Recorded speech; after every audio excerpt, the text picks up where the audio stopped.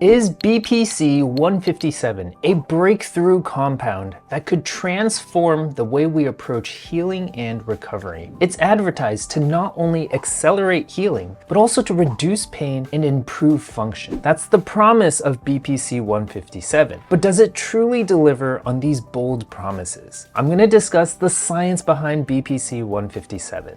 We'll explore what it is, its claimed benefits, and I'll give you my recommendation on whether this is a therapy worth trying. Hey everyone, Dr. Jeff Peng here. BPC-157 is a synthetic peptide created from a protein in stomach acid. The name BPC actually stands for Body Protecting Compound, and the number 157 refers to its unique sequence in that protein. The most exciting aspect of BPC-157 is its potential for therapeutic use, especially in healing wounds and repairing tissues. Current research, primarily based on animal studies, suggests that BPC-157 could possess diverse healing properties through multiple mechanisms. First, BPC-157 seems to promote healing in muscles, tendons, and ligaments. It quickens tissue repair by enhancing fibroblast activity, which is crucial for new tissue formation. Additionally, it also helps reduce muscle scarring,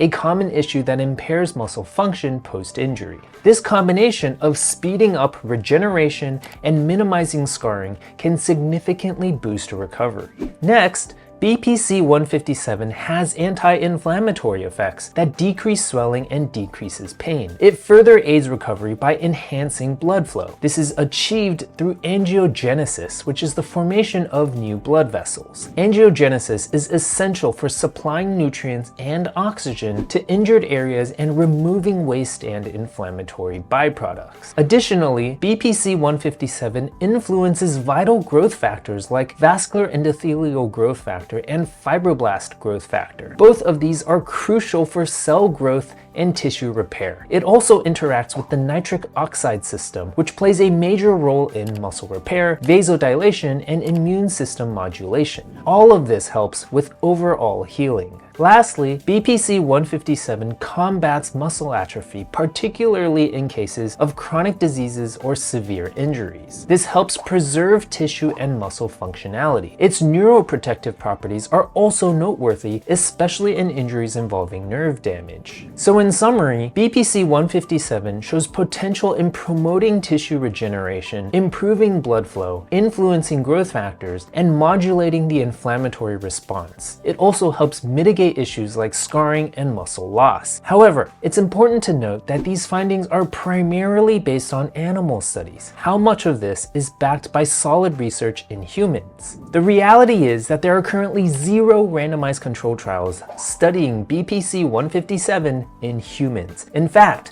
the only study that I could find involving humans was a very small retrospective study with just 16 participants. 12 of these patients got BPC-157 injections in their knees, and 11 of the 12 reported significant knee pain reduction. However, many of this study's subjects had ligament sprains and tendon issues, which often heal on their own over time. Therefore, it's unclear if the improvements were due to BPC-157 or simply because of the passage of time. Beyond this single study, there's a complete lack of substantial human-based research supporting BPC-157's effectiveness. Now, this point is particularly important because BPC-157 is starting to get a lot of marketing, often highlighting anecdotal success stories. And while personal stories can be very compelling, they can create a perception of effectiveness that may not be fully supported by clinical evidence. The next thing to consider is safety. Our current understanding of BPC-157 comes exclusively from animal studies, primarily involving rodents. These studies haven't shown clear toxicity or negative side effects. However, the major concern with BPC-157 is the lack of substantial evidence confirming its safety in humans. This is particularly crucial given its potential impact on various cellular signaling pathways, which could pose serious risks. Then there's the problem of where are you supposed to buy this? It is not approved by the FDA for clinical use, and most online vendors sell it for research or laboratory use only. If you do find a vendor online, most dietary supplements and vendors are known for false advertising and inaccurate ingredients. There are countless studies that warn people that supplement manufacturers often fail to comply with basic manufacturing standards. This is despite putting on their labels that their supplements are quote-unquote professional grade and third-party tested. Finally, it's worth mentioning that BPC 157 is listed as a prohibited substance by the World Anti-Doping Agency. While drug testing may not apply to most people, the stance of the United States Anti-Doping Agency on BPC 157 is quite revealing. USADA clearly states that there's no legal basis for selling BPC 157 as a drug, food, or dietary supplement, primarily due to safety concerns. They write, because BPC 157 has not been extensively studied in humans, no one knows if there is a safe dose or if there's any way to use this compound safely to treat specific medical conditions. Furthermore,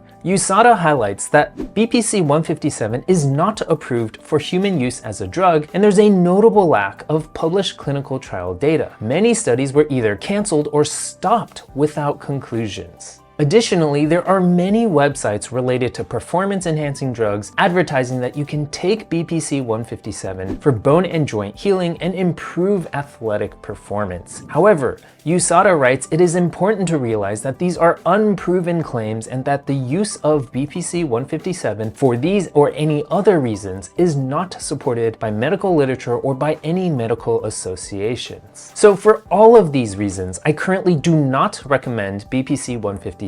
There's just too much unknown and too much unnecessary risk involved. With that said, I am eager to see future studies looking at the effects of BPC 157, as the hope and potential it shows are intriguing.